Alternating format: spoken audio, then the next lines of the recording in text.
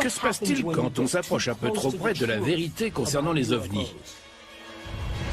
Certains prétendent qu'on reçoit la visite des gardiens du silence. Mon fils a reçu une balle dans la tête à bout portant. Il s'agit d'hommes habillés en noir. Ils savent où vous habitez et ils savent où vous trouvez à tout moment de la journée. Il m'a dit « Monsieur Rhodes ». Je ne le connaissais pas, mais lui, visiblement, me connaissait. Qui se cache derrière ce programme confidentiel? On soupçonne une agence gouvernementale secrète. Il existe au moins 20 niveaux de sécurité au-dessus du président. Et le président n'est pas censé connaître tous ces programmes. Au cours de notre enquête, il se pourrait bien qu'on ait découvert l'un de ces gardiens du silence. Il y a un type en noir. J'y crois pas. Il y a un type en noir.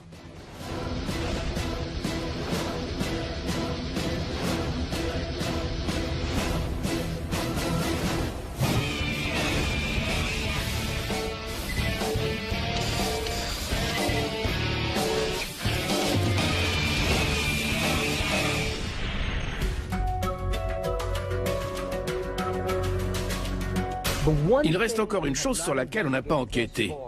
Le phénomène des hommes en noir. C'est sans doute le volet le plus troublant et le plus inquiétant. Qui sont ces gens qui n'hésitent pas à réduire au silence ceux qui osent parler des ovnis? Les hommes en noir sont bel et bien réels. On en trouve la trace dans les années 1940, au moment où on recense les premières observations de soucoupes volantes. Et ce n'est pas une coïncidence. J'ai toujours cru que c'était un mythe. Qu'est-ce qu'on sait sur les hommes en noir? S'ils existent vraiment, ils sont encore plus mystérieux que les ovnis. On trouve des tonnes de vidéos sur les ovnis, on en parle aux infos. Mais ce n'est pas le cas pour les hommes en noir. Tout ce que le public sait des hommes en noir n'est que pure fiction. Mon défi au cours de cette enquête sera de séparer la science-fiction de la science tout court. Si les hommes en noir existent réellement, pourquoi ils ne sont pas mentionnés dans la grande majorité des cas? On a entendu le récit de témoins oculaires qui ont reçu la visite des hommes en noir. On devrait également rencontrer des gens qui ont reçu des menaces. Cela prouve bien que les hommes en noir existent, même si on ne sait pas exactement qui ils sont. Cela peut sembler incroyable, voire un peu fou de ne serait-ce que mentionner ces hommes en noir. Mais on ne peut pas passer sous silence le fait que des tas de témoins affirment les avoir vus. Les hommes en noir seraient des sortes d'agents qui se pointeraient mystérieusement après le signalement d'OVNI afin de réduire au silence les témoins. Ils utiliseraient la peur, l'intimidation et les menaces pour faire taire les gens. On raconte que les hommes en noir appartiendraient à l'armée, qu'ils seraient des agents gouvernementaux ou encore des hybrides mi-extraterrestres, mi-humains. Certains affirment même qu'ils seraient 100% extraterrestres. À la base, leur rôle était uniquement de récupérer les preuves. Mais aujourd'hui, ils n'hésiteraient plus à recourir à la force.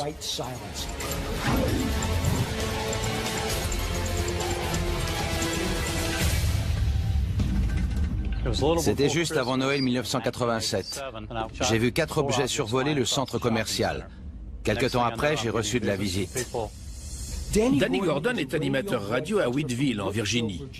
Après avoir parlé dans son émission de radio des ovnis qu'il avait aperçus en 1987, il a vu des hommes en noir débarquer dans sa vie et la bouleverser à tout jamais. On venait de se garer dans le parking d'un grand magasin de Wheatville, quand on a remarqué des gamins dans un bus scolaire qui montraient du doigt 4 objets survolant le centre commercial. J'ai sorti mon appareil et j'ai pris en photo ces 4 objets.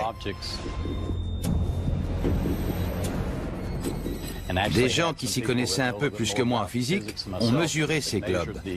Ils ont dit qu'il s'agissait très vraisemblablement de 4 objets distincts.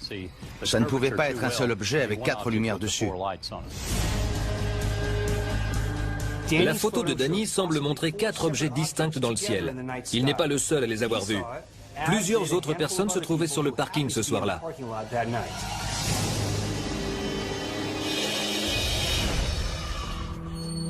Mais je suis le seul à en avoir parlé et à avoir ébruité l'affaire. C'est moi qui ai transmis l'information à la presse. Je n'y ai pas trop réfléchi sur le moment. Je n'avais pas pensé aux conséquences. Parmi tous ceux qui ont vu les ovnis ce soir-là, Gordon est le seul à animer une émission de radio. Des millions de personnes ont entendu Gordon parler de ce qu'il avait vu. Et peu de temps après, il a commencé à lui arriver des choses étranges. J'avais été invité à Virginia Beach pour parler devant la presse. J'avais pris les photos pour leur montrer, mais j'avais laissé les négatifs à la maison. J'étais censé rencontrer des personnes de la base navale Oceana et du siège de la CIA. Mais quand je les ai appelés, ils m'ont dit que le général ne pouvait pas me recevoir. Ils voulaient savoir si j'avais apporté les négatifs. J'ai joué les naïfs et je leur ai dit non, je les ai laissés chez moi. En rentrant de Virginia Beach, j'ai découvert que mes négatifs, et seulement ceux-là, avaient disparu. Que ces négatifs aient disparu, c'est une chose. Mais Danny venait de dire à la CIA qu'il avait laissé les négatifs chez lui et voilà qu'ils disparaissent. Ce n'est pas une simple coïncidence. Je n'ai pas l'impression qu'ils aient été menaçants avec vous. Ils vous ont menacé? Oui, je n'arrêtais pas de recevoir des coups de téléphone. On me disait, laissez tomber, c'est une question de sécurité-défense. J'étais suivi. Un homme m'a téléphoné pour me dire que si je parlais aux journalistes, je risquais de mettre ma vie et celle de ma famille en danger. Et c'est ce qui est arrivé. En 1991, on a dépassé le stade des simples menaces. Cela a dégénéré en violence physique. Mon fils était à une soirée quand il a reçu une balle dans la tête à bout portant. Un calibre 32 Magnum dans la tempe. Il a perdu connaissance à 21h30 et ne s'est réveillé que 21 jours plus tard. On ne sait toujours pas qui lui a tiré dessus. Les gens qui étaient à la soirée ont d'abord dit qu'il s'agissait d'hommes en noir avant de changer de version et de dire qu'il s'était fait ça tout seul. Vous pensez que les hommes en noir sont allés parler aux témoins pour les persuader de changer de version? J'espère que non.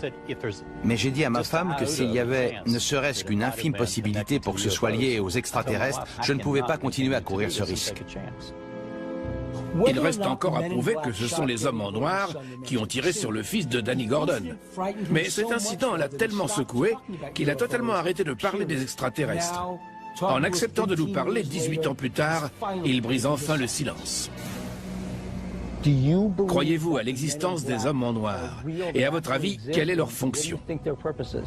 Ça ne fait aucun doute. J'ai parlé à des tas de témoins qui ont vu des ovnis et qui par la suite ont reçu la visite des hommes en noir qui voulaient voir leurs photos et les récupérer. Certains se sont même fait confisquer leurs photos. Je ne sais pas s'ils sont vraiment habillés en noir, mais je sais que quelqu'un est entré par effraction chez moi. Et qui sait, il a peut-être aussi tiré sur mon fils. Si les hommes en noir ont effectivement tiré sur le fils de Danny Gordon, ils n'ont laissé aucune preuve compromettante. Afin de résoudre ce mystère, nous devons trouver une affaire sur laquelle on dispose de preuves tangibles.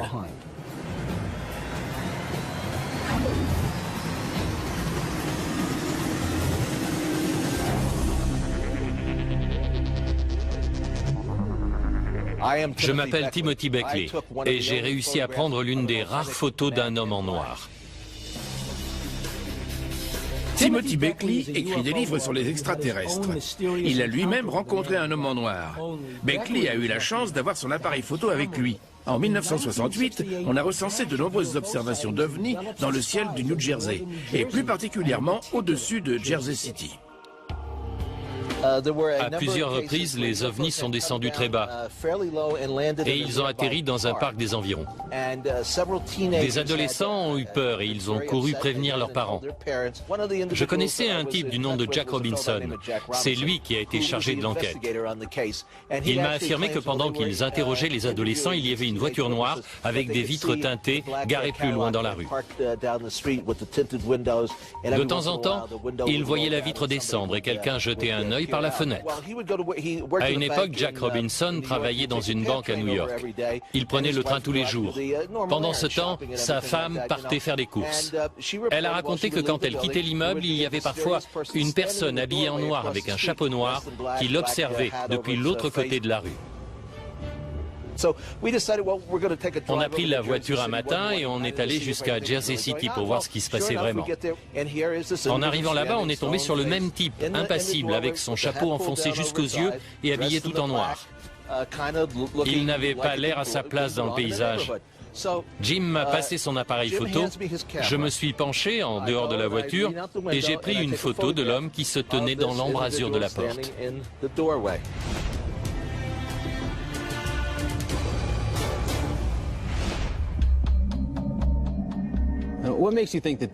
Qu'est-ce qui vous fait croire qu'il s'agit d'un homme en noir et pas seulement d'un homme avec un costume noir et qui se promène dans la rue? C'est une zone résidentielle. Tout le monde se connaît dans le quartier, surtout à cette époque. Tout le monde connaissait ses voisins, ceux d'à côté ou ceux qui habitaient au-dessus. Cet homme n'était pas à sa place. On avait prévu de passer devant en voiture et une fois arrivé au carrefour de sortir et d'aller lui parler pour savoir pourquoi il restait là au coin de l'immeuble. On a fait le tour du pâté de maison, on s'est garé, mais entre-temps il avait disparu. La voiture noire dans laquelle il était sans doute venu avait elle aussi disparu. Il s'était littéralement volatilisé.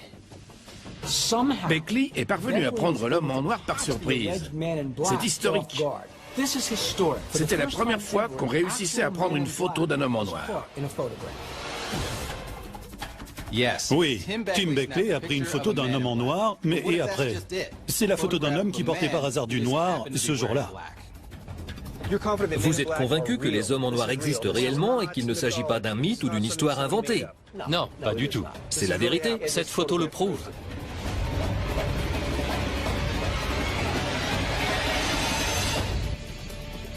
Après avoir vu la photo de Tim Beckley, je peux dire qu'il n'y a pas de signe de manipulation numérique ou photographique. Les artefacts présents sur la photo sont sans doute liés à une poussière lors de l'émulsion. Tim a pris cette photo à Jersey City en 1965. Le camion au premier plan est un pick-up Chevrolet C10 première génération. Il doit dater de 1962. On voit ça aux phares arrondis, aux essuie-glaces inversés côté passager et aux grands rétroviseurs rectangulaires. S'il s'agissait d'un véritable homme en noir, il aurait dû remarquer la présence de Tim. Il ne l'aurait pas laissé prendre cette photo. Mais on se trouve dans un quartier commerçant avec des voitures garées et de la circulation. Il a pu ne pas remarquer la présence de Tim, ou bien il s'en fichait qu'on puisse le voir. On dispose désormais d'un témoignage de Danny Gordon sur sa rencontre avec des hommes en noir qui pourraient être responsables des coups de feu sur son fils. On a également la photo d'un homme en noir prise par Tim Beckley. Pour l'instant, les hommes en noir semblent rester à distance. Il va nous falloir creuser un peu plus et trouver quelqu'un qui a été menacé de manière directe par ces hommes en noir.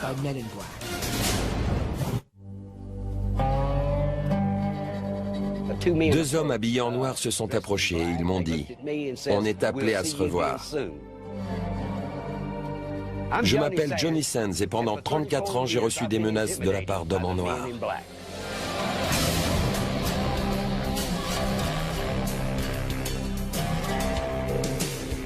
On a rendez-vous avec Johnny Sands, un chanteur de country.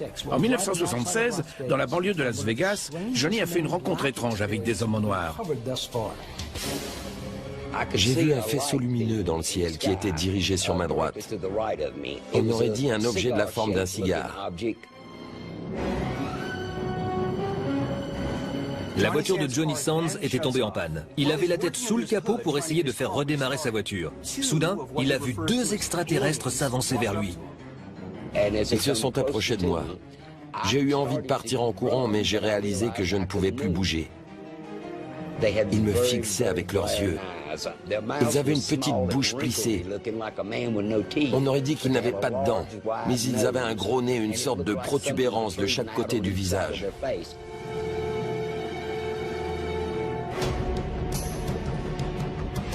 L'un d'eux a commencé à me parler, mais il ne parlait pas avec sa bouche. Je lui ai demandé « D'où est-ce que vous venez ?» Il m'a dit « De là-haut ». Ils m'ont posé tout un tas de questions, puis l'un d'eux m'a dit « Il faut qu'on y aille, mais on est appelé à se revoir ». Ils ont tourné les talons et se sont éloignés. J'ai vu un éclair et soudain, ils avaient disparu. La rencontre de Johnny Sands avec des extraterrestres a fait la une des journaux. Il est devenu une véritable célébrité. Quelques jours plus tard, l'hôtel Sahara invite Johnny à une rencontre publique. Ils ont embauché un artiste pour l'occasion afin de dessiner le portrait d'un des extraterrestres que Johnny a vu. J'ai commencé à décrire les branchies et le nez. L'artiste m'a demandé pourquoi ils avaient un nez et des branchies. Je me souviens lui avoir répondu que je n'en savais rien. À ce moment-là, j'ai vu deux hommes s'avancer vers moi. Ils étaient habillés en noir. L'un d'eux avait l'air maladroit et un peu coincé. Il s'est penché vers moi et m'a dit « Si vous voulez, je peux répondre à cette question à votre place. » Il existe une étoile qui se trouve à 8 années-lumière d'ici. Elle s'appelle Sirius. Il a dit qu'il s'agissait d'une planète aquatique, recouverte à moitié d'eau et à moitié de terre. Cela expliquerait les branchies et le nez. Il a ajouté « Il faut qu'on y aille, mais on est appelé à se revoir ». C'est exactement les mêmes mots prononcés par les extraterrestres dans le désert 3 ou 4 jours plus tôt. Ils ont franchi la porte du hall avec l'agent de sécurité sur leurs talons. Ils étaient aussi proches que vous et moi. Mais quand l'agent est arrivé à la porte, il a regardé autour de lui, mais il n'était plus là. Il est revenu vers moi et m'a dit « Ces types ont disparu comme par enchantement. » Les hommes en noir ont peut-être cherché à lui jouer un tour. Pas pour le dissuader de parler, mais pour que son histoire paraisse tellement bizarre et incroyable que lorsqu'il la raconterait, personne ne le croirait.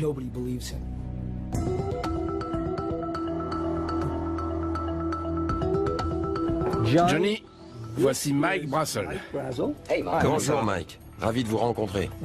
On a fait appel à Mike Brassel, un dessinateur de portraits robots, pour savoir à quoi ressemblent vraiment ces hommes en noir. Il louchait et il avait un gros nez trapu. Ses cheveux étaient tirés vers l'arrière. Et de quelle forme était sa tête? Il avait une tête massive, avec un menton très large, mais sa bouche n'était pas très grande. Qu'est-ce que vous en pensez? Mettez-lui un costume noir et c'est lui. Ça fait 34 ans que j'ai cette image dans la tête. C'est lui.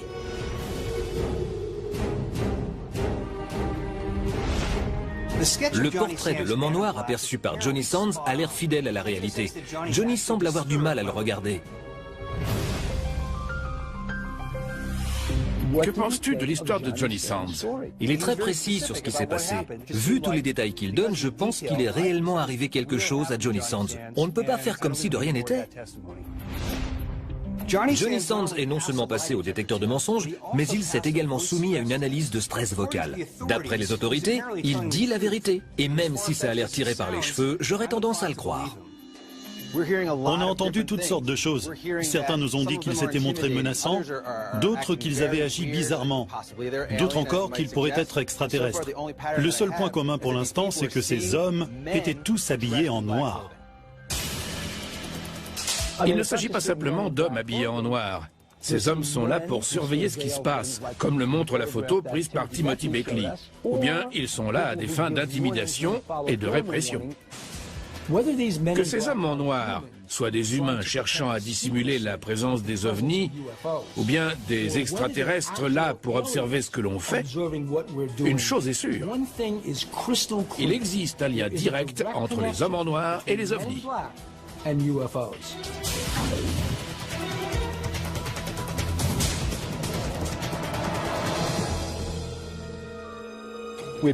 On s'est arrêté sur le bord de la route, près des grottes du Grand Canyon. Il y avait deux hommes dans une voiture noire juste à côté de l'endroit où ils venaient de se garer. Je m'appelle John Rhodes et j'ai eu affaire aux hommes en noir.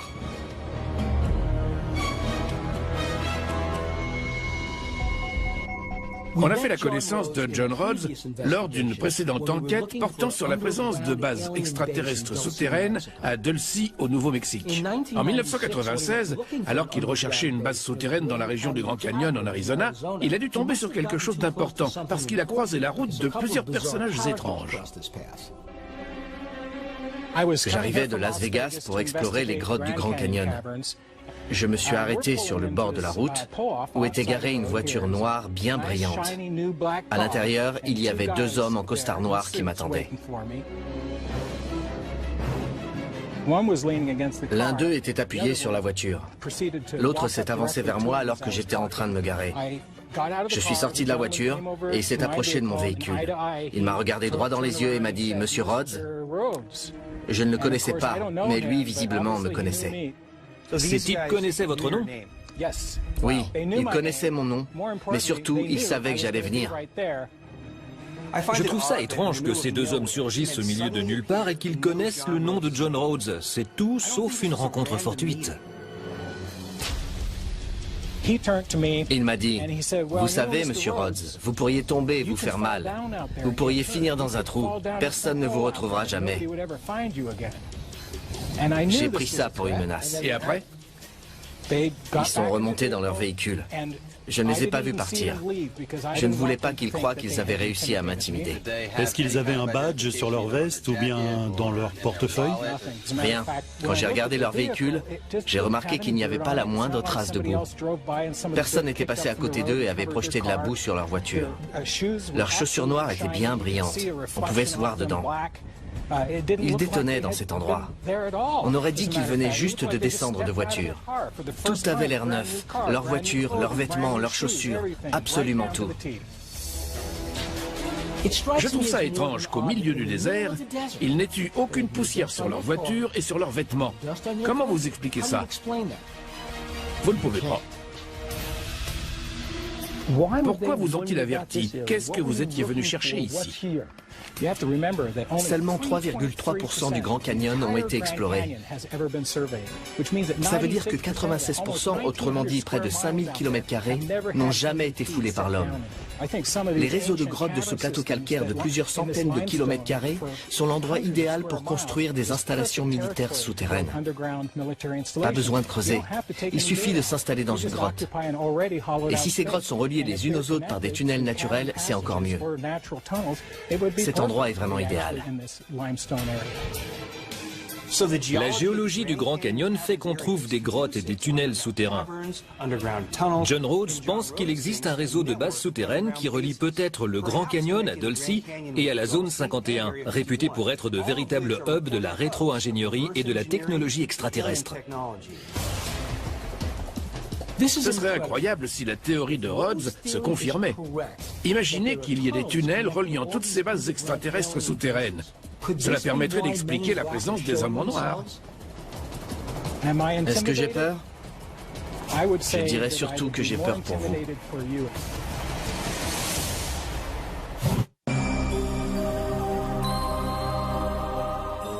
Nous enquêtons sur l'un des endroits d'où pourraient provenir les hommes en noir. Nous avons parlé à quelqu'un qui affirme qu'il existe un réseau de tunnels reliant des bases extraterrestres souterraines secrètes. Si c'est vrai, le gouvernement américain doit forcément être au courant. Il doit même être partie prenante. Et si c'est le cas, il doit exister une trace écrite quelque part.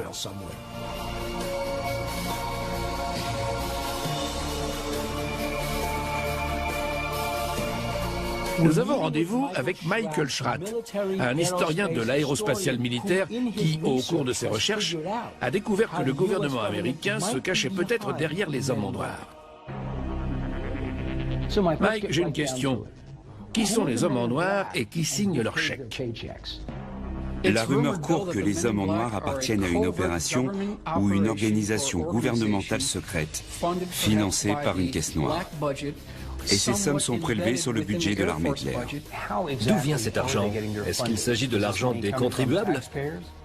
Comme pour de nombreux autres programmes, l'argent vient de sociétés écrans bidons, comme ici par exemple. Cette caisse noire sert à financer les agences militaires et les agences de renseignement. Elles n'ont aucun compte à rendre. Comment peut-on prouver cela? Voici l'article du Detroit Free Press. Il est daté du 8 février 1987. Et il est écrit « Un registre secret des projets militaires. La caisse noire du Pentagone a triplé sous l'administration Reagan. » Vous savez à quoi sert l'argent de la caisse noire aujourd'hui? Si on extrapole à partir des informations qu'on a, il est clair que le budget de cette caisse noire a explosé pour atteindre peut-être 300 milliards de dollars par an. À quoi cet argent sert-il? C'est la vraie question. Voici le schéma organisationnel des niveaux d'habilitation de sécurité. Restreint, confidentiel, secret, top secret, informations sensibles compartimentées, programme d'accès spécial non reconnu. Au-dessus, on a encore 28 niveaux top secret cryptés. Le président arrive au niveau 17. Le président connaît certains codes secrets et bien sûr le code de la valise nucléaire. Mais on peut voir qu'il existe au moins 20 niveaux de sécurité au-dessus du président. Et le président n'est pas censé connaître tous ces programmes. Il ne s'agit que d'une théorie selon laquelle il existerait 20 niveaux de confidentialité au-dessus du président des États-Unis. Mais ça reste plausible. Si les hommes en noir sont liés au gouvernement américain, il est tout à fait possible que le président ne soit pas informé. On appelle ça le déni plausible. Et si ces programmes sont aussi secrets et importants que ça pour la sécurité nationale, alors quel genre de mesures pourraient être prises par une agence gouvernementale si ces secrets venaient à sortir au grand jour?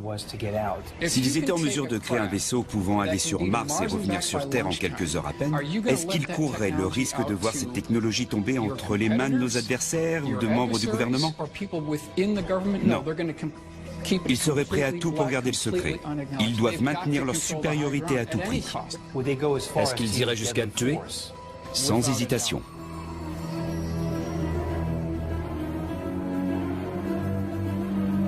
Certains enquêteurs ont réussi à se rapprocher de la vérité concernant les hommes en noir. Ils sont tous morts dans des circonstances étranges.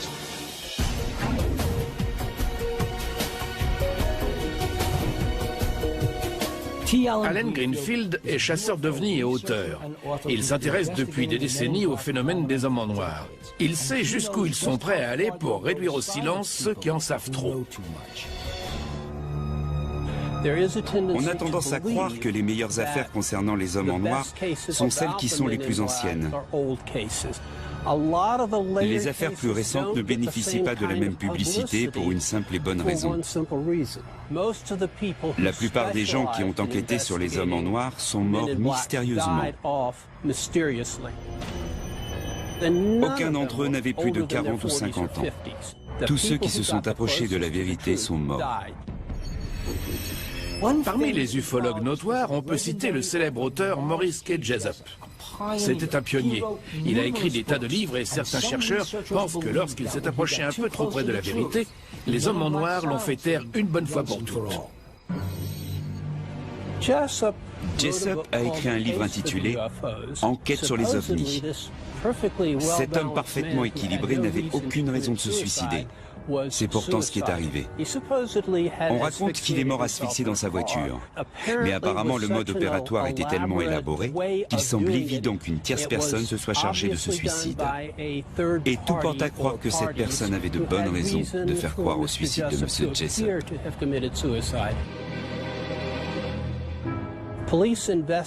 Les policiers présents sur les lieux ont tout de suite pensé à un meurtre déguisé en suicide.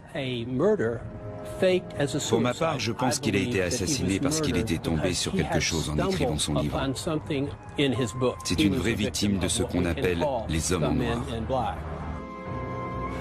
Il existe un autre chasseur d'ovnis qui serait mort de manière prématurée aux mains des hommes en noir. Il s'agit de Frank Edwards.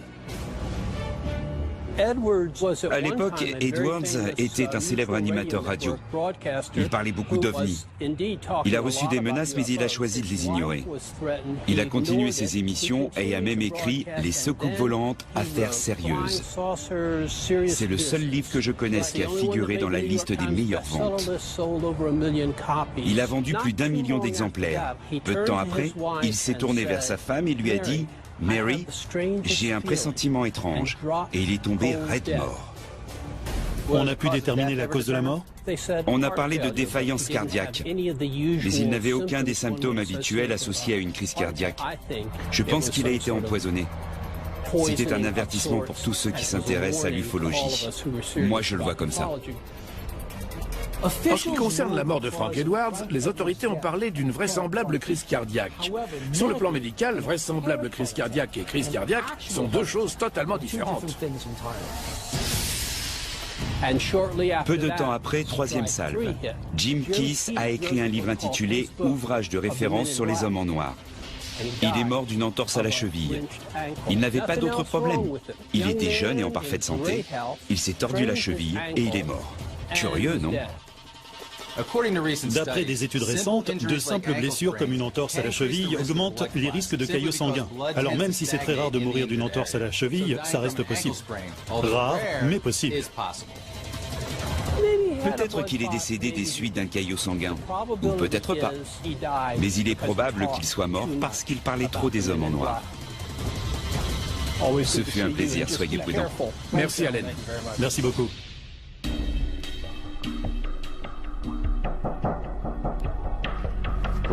Messieurs, vous venez d'entendre l'histoire de ces gens qui ont souffert aux mains des hommes en noir. Qu'est-ce que vous pensez de ce que nous a dit Allen Greenfield? Certains de ces ufologues, si ce n'est la totalité, ont très bien pu mourir pour les raisons évoquées. Mort naturelle, chute, problèmes hépatiques, et j'en passe. Des gens meurent tous les jours. Quand ça arrive, on cherche du côté de leur profession. Et quand elle a un rapport avec les ovnis, on a tendance à croire que cela est lié à leur mort. Il n'existe pas tant d'ufologues que ça à travers le monde. Comment se fait-il qu'ils ne meurent pas paisiblement et de mort naturelle? Ce sont des morts vraiment mystérieuses. Ça ne fait aucun doute qu'il y a un schéma commun.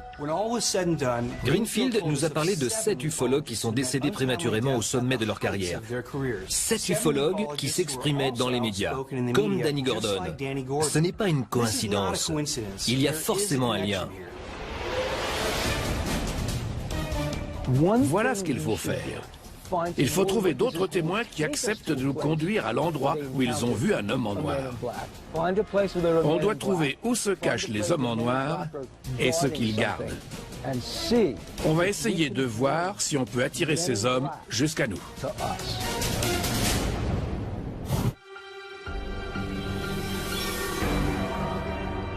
On est venu dans l'Utah à la recherche des hommes en noir.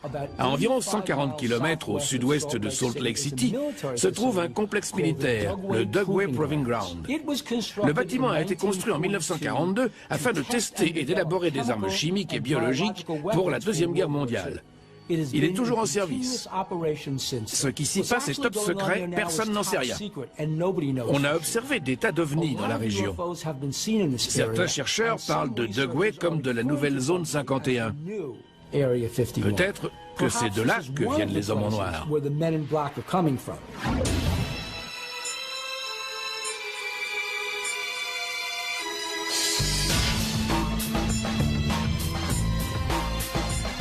Bonjour. Bonjour, ça va? Pat, ravi de vous rencontrer. Dave Rosenfeld est un chasseur d'ovnis de l'Utah. Il s'intéresse à Dugway Proving Ground depuis des années. Il a pris des photos incroyables d'ovnis et d'autres appareils dans le ciel au-dessus de Dugway et a même réussi à mettre la main sur des informations confidentielles. J'ai eu ces informations d'une personne qui travaille à Dugway. Il s'agit de dates, d'heures et d'emplacements pour des tests. Des lasers, des gyrolasers, des camouflages invisibles, des véhicules aériens. La liste est longue. Quand ils font ce genre de tests, ça attire les ovnis. Dave a posté ces informations sur son site internet et cela a eu des répercussions. Vers 8 heures du soir, on a frappé à ma porte. Il y avait 2 personnes, une sur mon palier et l'autre dans la voiture. Ils portaient un uniforme noir. Pouvez-vous nous décrire leur voiture? C'était une berline noire. Il y avait un badge sur la voiture, une immatriculation? C'était des plaques gouvernementales. Le type qui était à la porte avait une coupe en brosse. Il était blond et très intimidant. Il avait des lunettes de flic. Il m'a d'abord demandé « Vous êtes Dave Rosenfeld ?»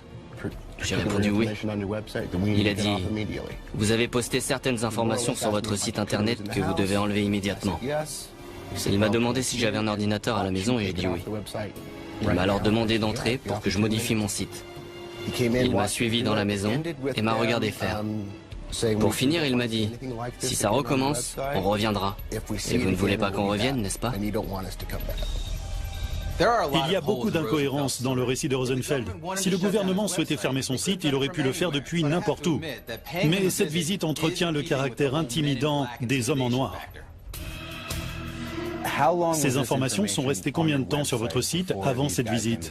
Disons 4 jours. Vous pensez que ces informations justifiaient ce genre de traitement? C'était si important que ça? Ça l'était. Le dessinateur de portraits robots, Mike Brassel, a pu dessiner les hommes en noir vus par Johnny Sands. Des yeux effilés, un gros nez. Mais aussi par John Rhodes. Il avait les yeux un peu en amande. Et il avait une coupe de cheveux militaire. Et Dave Rosenfeld. Il avait une coupe en brosse, un nez étroit. Il était assez grand et musclé. Le voici avec 3 dessins différents. Il existe pourtant une étrange similitude entre les 3. Peut-être s'agit-il du même homme que celui qu'on aperçoit sur la photo de Tim Beckley.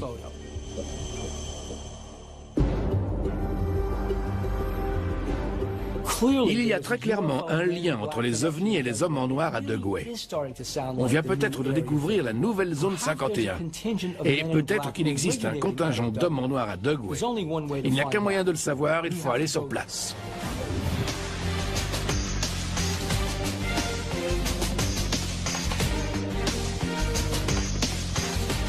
Nous avons rendez-vous avec Ken Stork et Bob Hicks qui nous ont déjà aidés dans notre enquête sur les bases souterraines près d'ici à Dulce, au Nouveau-Mexique. Ken et Bob enquêtent sur Dugway depuis des années. Eux aussi ont déjà eu affaire aux hommes en noir. On nous a informé que cette zone était la nouvelle zone 51. Alors on est venu ici pour collecter des informations et vérifier si c'était vraiment le cas. On logeait dans un hôtel de Willow Spring. Le propriétaire de l'hôtel nous a demandé « Vous avez prévu d'aller dans le désert ?» On a dit « Oui ». Il a ajouté « Il se passe des choses étranges là-bas. Est-ce que vous êtes armés ?» On a répondu « Oui ». Il a dit « Tant mieux. Soyez prudents. » On était sur place à 9h du matin. Arrivé à un virage, j'ai regardé dans mon rétroviseur et j'ai vu un nuage de poussière arriver sur nous à toute vitesse. Ce véhicule nous collait au train. J'ai ralenti en espérant qu'il nous doublerait. Mais il a ralenti lui aussi. Bob a fini par dire « Arrête-toi, j'en ai marre de ces histoires ». On s'est arrêté. Bob s'est précipité hors de la voiture. Moi, je suis resté à l'intérieur et j'ai ajusté mon rétroviseur. Il y avait 2 personnes dans la voiture. Pas d'insigne, pas de gyrophare, rien du tout. Le conducteur est descendu et Bob aussi. J'ai marché jusqu'à lui. Il avait un pantalon bouffant. D'accord. Il portait une veste, il n'avait pas de badge, mais il était habillé tout en noir. Il a dit « Qu'est-ce que vous faites par ici ?» J'ai répondu « On est venu prendre quelques photos. » J'ai demandé à voir ses papiers. Je lui ai dit « Montrez-moi votre badge. J'ai besoin de savoir qui vous êtes. » Il m'a répondu « Voilà tout ce que vous avez besoin de savoir. » Il a indiqué sa plaque, G14. Il s'agit d'une plaque d'immatriculation gouvernementale. Les services généraux possèdent des véhicules à travers tout le pays pour les agents gouvernementaux et ceux des ministères. Les voitures sont immatriculées de G11 à G91. G14 correspond à des véhicules de grande taille.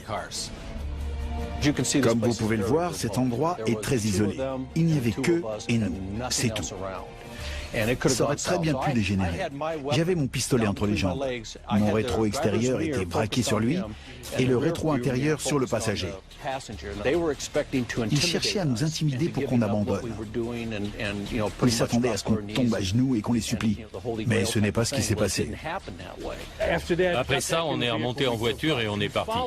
Ils nous ont suivis jusqu'au virage. On a pris la direction de Vernon et ils ont continué tout droit. Ils étaient toujours sur nos talons. Peut-être que comme John Rhodes, Ken et Bob s'intéressaient d'un peu trop près à un secret gouvernemental. J'ai eu le temps de relever le numéro. Qu'avez-vous découvert? De retour dans ma juridiction, parce que j'étais dans la police à l'époque, j'ai rentré le numéro dans l'ordinateur et j'ai trouvé une Jeep blanche au nom du bureau de gestion du territoire de Park County dans le Colorado. Ce n'était pas une Jeep? Non, ce n'était pas une Jeep. J'ai appelé le responsable du bureau de gestion du territoire de Park County et je lui ai demandé s'il avait un véhicule à ce numéro. Il m'a dit oui, effectivement. Je l'ai d'ailleurs sous les yeux en ce moment même. Park County est situé à 700 ou 800 km de là. À l'évidence, ce numéro n'appartenait pas à ces véhicules. Ça a été le signal d'alarme pour moi. Ça colle parfaitement. Les hommes en noir ont l'habitude de se faire passer pour ce qu'ils ne sont pas. On vient de prendre ces hommes en noir en flagrant délit. Les plaques G14 devaient provenir d'un autre véhicule. On est au milieu du désert. Est-ce que vous pensez qu'on nous observe? Absolument. Vous avez raison de le croire. Ils surveillent la zone. Ils écoutent tout ce qui se dit à la radio et sur les téléphones portables dans tout le secteur. Mais ces terres sont publiques. Pourquoi est-ce qu'on nous surveille? Bien. La base est juste à côté. On était justement en train de parler du fait d'être surveillé lorsqu'on a vu apparaître 2 hélicoptères au-dessus de nos têtes. Tu as vu ça, Kevin? Oui. Les voilà, ils arrivent sur nous, les gars.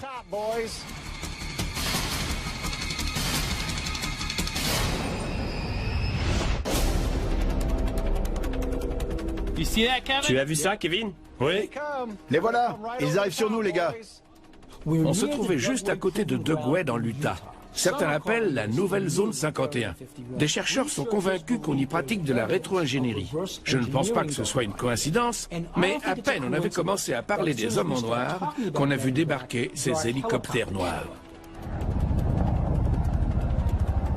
C'est étrange qu'ils aient justement choisi de survoler cet endroit. Vous diriez qu'ils sont noirs? Vous voyez le moindre insigne?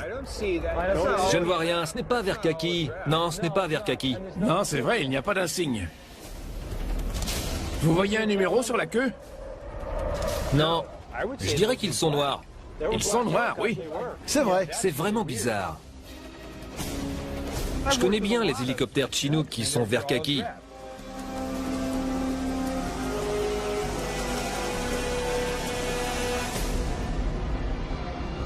Qu'est-ce qui se passe à votre avis? Qui sont ces types et qu'est-ce qu'ils veulent? Je dirais qu'il s'agit d'une entité privée qui travaille en collaboration avec un groupe qui s'intéresse aux soucoupes volantes ou aux ovnis, peu importe comment on les appelle. Ça permet au gouvernement de plaider le déni plausible. Autrement dit, ce projet a été confié à une société privée qui s'occupe du sale boulot à leur place. Je pense qu'il y a des extraterrestres sur Terre. Et je pense que notre gouvernement le sait. Quoi de mieux pour le gouvernement que de disposer d'une société sur laquelle se reposer et ne pas avoir à se salir les mains? Il suffit de passer un coup de fil pour dire « Hey, on a un témoin qui possède des preuves. Rendez-lui une petite visite pour le faire taire, pour récupérer les preuves, ou bien carrément pour l'éliminer. » Il y a un type en noir, j'y crois pas. Il y a un type en noir.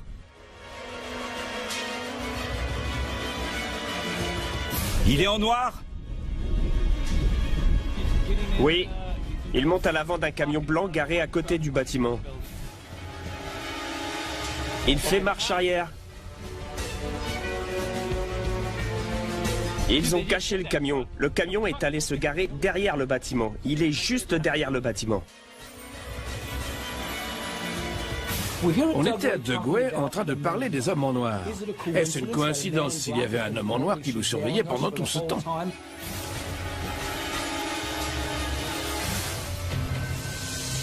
On ne peut pas nier le fait que les hommes en noir nous surveillaient.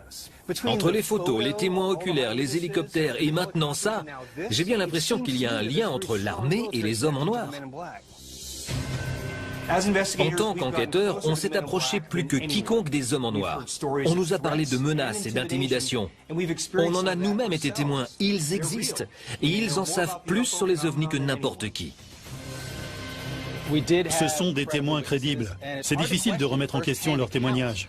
Mais quand on repense aux observations, aux menaces, aux intimidations et même à notre expérience à Dugway, il semble plus probable qu'il s'agisse seulement de coïncidences.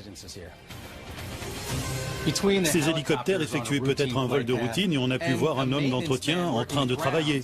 Comme dans la plupart des observations d'OVNI, ce n'est que le fruit du hasard. Vous passez à côté de l'essentiel. Le projet sur lequel travaillent les hommes en noir est devenu tellement secret et tellement marqué par le mensonge et la dissimulation que même les hommes en noir ne se rendent pas compte qu'ils sont des hommes en noir. Les hommes en noir sont présents depuis les années 50.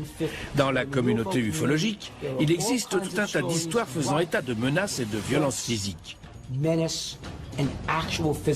Quand on s'est approché d'un peu trop près, on a vu débarquer les hommes en noir. Et ils ne rigolent pas. Ce sont les gardiens d'un secret et ils sont prêts à tout pour nous empêcher de connaître la vérité.